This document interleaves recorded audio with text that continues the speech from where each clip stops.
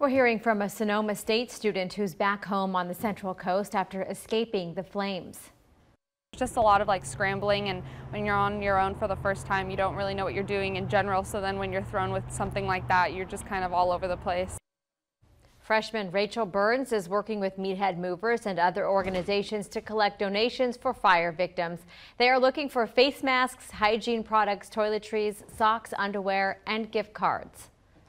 I know that we all like to kind of give to whatever we can and make a difference, and I know that if it was us that were in trouble, people would help us. So I just kind of want to enforce that and just be do what you can to help. Meathead Movers will be collecting donations at their SLO location on South Higuera Street until 6 p.m. on October 15th.